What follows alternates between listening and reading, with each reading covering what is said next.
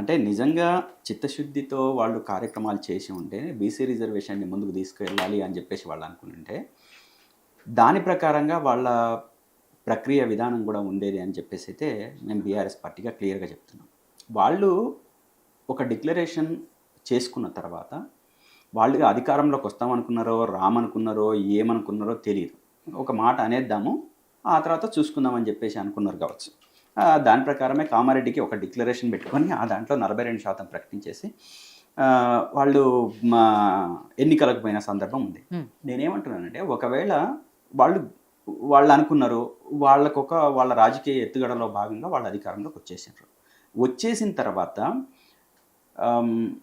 42%నే అమలు చేసే సందర్భంలో హార్డిల్స్ ఏంటి, ప్రాబ్లమ్స్ ఏంటి, రాజ్యాంగపరంగా వచ్చే సమస్యలు ఏంటి, అదేవిధంగా దీనికి ప్రక్రియ విధానం ఏంటి అనేది ఇవి ఏవి కాంగ్రెస్ పార్టీకి తెలియదు అని చెప్పేసి నేను అనుకోవట్లేదు. వాళ్ళకి తెలుసు. తెలిసి మొట్టమొదటి కార్యక్రమాన్ని బీసీ రిజర్వేషన్ని ఒక చిత్తశుద్ధిగా అమలు చేయాలనే సదుద్దేశము చిత్తశుద్ధి ఉంటే డే 1 నుంచి వాళ్ళ అధికారంలోకి వచ్చిన డే 1 నుంచి ఖచ్చితంగా ఆ ప్రక్రియ ఇంకా మనం స్థానిక ఎన్నికలకు వెళ్ళడానికి కొంత టైం ఉంది కాబట్టి ఈ టైంకు ముందే మనం అంతా పూర్తి చేయాల్సిన అవసరం ఉందని చెప్పేసి వాళ్ళు అనుకొని ముందుకెళ్ళాలి. కానీ వాళ్ళు ఎక్కడ కూడా అటువంటి ప్రక్రియ ఎక్కడా చేయలేదు. ఒకసారేమో జీవో ఇస్తామని, ఇంకొకసారేమో ఆర్డినెన్స్ తీసుకొస్తామని, ఇంకోసారేమో మా పార్టీ పరంగానే మేము రిజర్వేషన్స్ ఇస్తామని ఈ రకంగా చెప్తూ వచ్చారు. వచ్చిన తర్వాత లేదు అసలు రాజ్యాంగ పరంగానే ఈ సమస్యలన్నీ ఉన్నాయి కదా, మీరు రాజ్యాంగబద్ధంగా 9th షెడ్యూల్లో మీరు చేర్చకుండా ఒక 50 రిజర్వేషన్ని మీరు ముందుకు ఎట్లా తీసుకెళ్తారనే ఒక బలమైన వాదన వచ్చిన తర్వాత సమాజంలో అప్పుడు ఆర్డినెన్స్ తీసుకొస్తామని చెప్పేసి ఆర్డినెన్స్కు ఓకే చెప్పేసి దాని ద్వారా కాంగ్రెస్ మన గవర్నర్ దగ్గరికి పంపించారు. గవర్నర్ దగ్గరికి పంపించిన తర్వాత గవర్నర్ కూడా ఒక రాజ్యాంగబద్ధమైన ఒక విలువలు అంటే దానికి సంబంధించిన నియమావళి నిబంధనలు అన్నీ ఉంటాయి. దాని పరంగా నేను ఇప్పుడు 42%కి నేను ఆమోద ముద్ర వెయ్యొద్దా అని చెప్పేసి అంటే మళ్ళీ ఎక్కడికి వెళ్ళాలి, రాజ్యాంగబద్ధమైన ఒక బేస్ దగ్గరికి వెళ్ళాల్సి ఉంటుంది. సో దీన్ని ఆ సంశయంలోంచి తను ఏం చేశారనంటే రాష్ట్రపతి దగ్గరికి పంపించారు.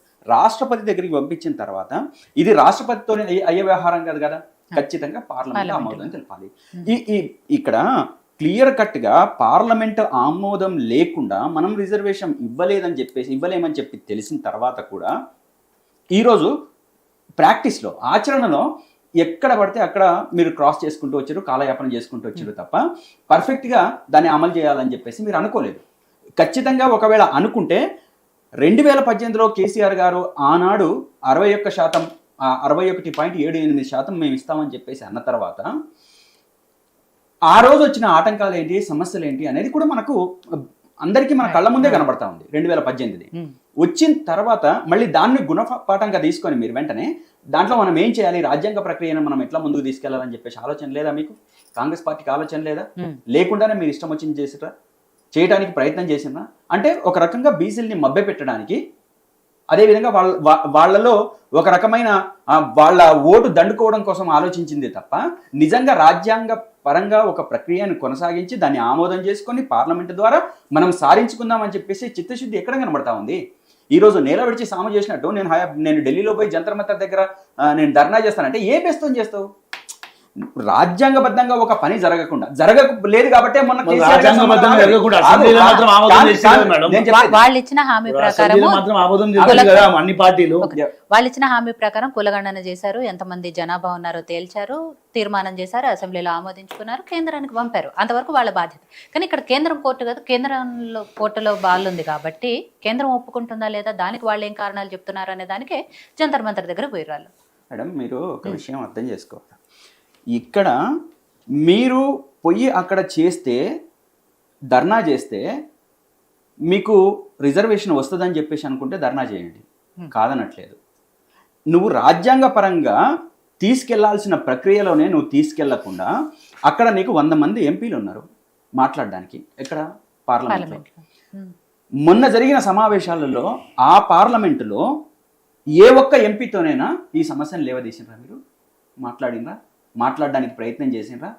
ఇప్పుడు ఆనాడు తెలంగాణ కోసం మొత్తం సమాజం అంతా తెలంగాణ కావాలని చెప్పేసి డిమాండ్ చేసిన రోజు కూడా సెంట్రల్ గవర్నమెంట్ ఒప్పుకోలేదు, సెంట్రల్ పార్లమెంట్ కూడా ఒప్పుకోలేదు.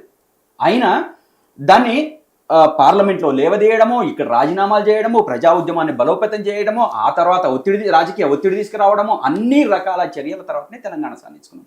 నీకు నిజంగానే చిత్తశుద్ధి ఉంటే 42% సాధించాలని చెప్పేసి నీకు గట్టి పట్టుదలే ఉంటే ఆ రకమైన ప్రయత్నం చేయకుండా, ఆ రకంగా సీరియస్గా తీసుకోకుండా ముందుకెళ్తే ఎట్లా అవుతుంది?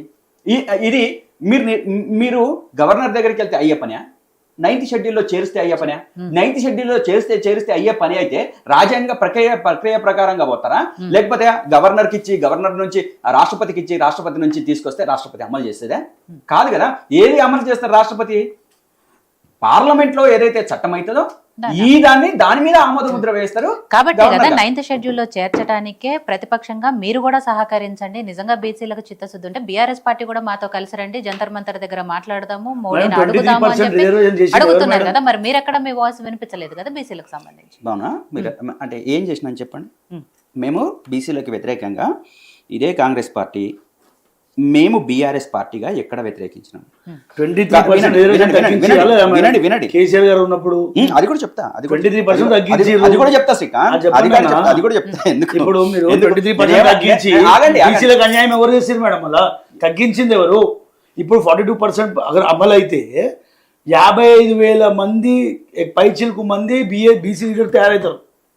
తగ్గించింది ఎవరు? కేసీఆర్ గారు కదా. అంతకుముందు